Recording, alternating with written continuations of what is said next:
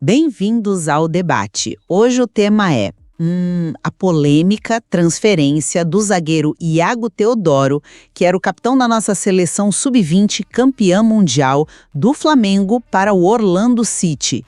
Uma operação aí de 4 milhões de dólares. A questão que está dividindo todo mundo foi uma jogada de negócio pragmática, talvez inevitável da diretoria, ou a venda dessa joia da base expõe uma falha bem grave no projeto esportivo do clube? Olha, por mais que a torcida lamente, eu defendo que foi uma manobra de gestão necessária e sim, inteligente. E eu já chego para argumentar exatamente o contrário. Para mim, essa venda é um sintoma, sabe? Um sintoma claro da incapacidade do clube de transformar o investimento que faz na base em sucesso no time de cima, priorizando um lucro que é imediato sobre o que poderia ser um ídolo de longo prazo. Bom, vamos aos fatos. A venda foi sim uma decisão financeiramente responsável. O contrato do Iago terminava em dezembro de 2026 e o risco de perdê-lo por um valor bem menor ou até de graça era real e estava crescendo. Mas o verdadeiro pulo do gato da diretoria foi garantir, além dos 4 milhões de dólares agora, 20% de mais-valia. Ou seja, o clube fica com uma porcentagem sobre o lucro de uma futura venda. Isso transforma o Iago num ativo que continua rendendo. Se o Orlando City vender ele por 15 milhões, por exemplo, o Flamengo ainda lucra mais 2,2 milhões de dólares. E detalhe, sem arcar com salário ou com o risco de uma lesão. Foi uma gestão de ativos proativa. Pois é, mas eu vejo essa mais-valia com outros olhos. Para mim, é um prêmio de consolação. A própria necessidade de vender um talento como o Iago nessas condições já é um atestado de fracasso. Um clube com a estrutura e o poder financeiro do Flamengo não deveria ser encurralado pelo contrato de um campeão mundial que foi formado em casa. Essa transferência sinaliza uma desconexão muito perigosa entre o trabalho da base e o planejamento do profissional.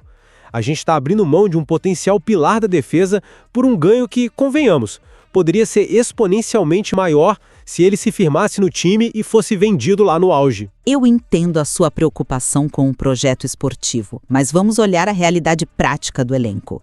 A presença do Léo Ortiz e do Léo Pereira não é só um fato, é um bloqueio financeiro e técnico.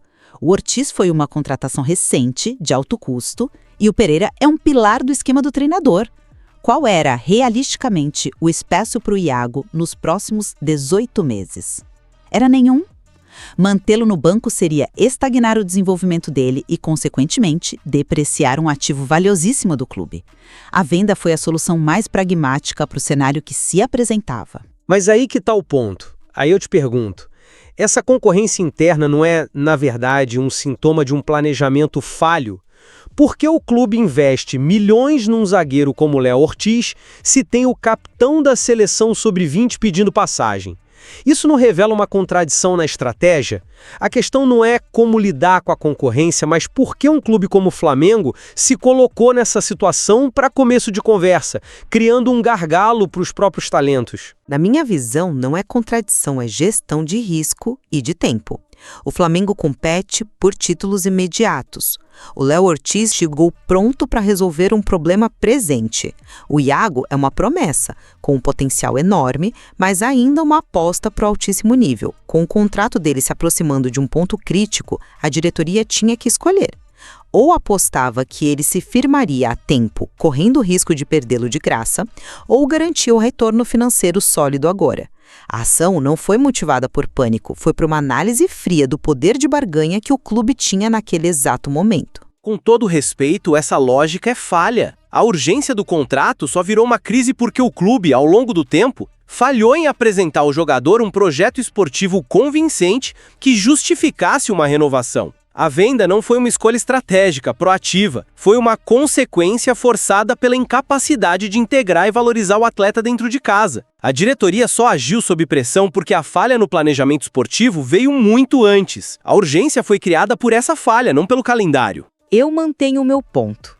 Diante dos fatos concretos, uma concorrência fortíssima, um contrato com prazo de validade se aproximando e uma oferta de 4 milhões de dólares, mais uma participação futura, a venda do Iago Teodoro foi a decisão mais lógica e benéfica para a saúde financeira e para a gestão do elenco do Flamengo no presente.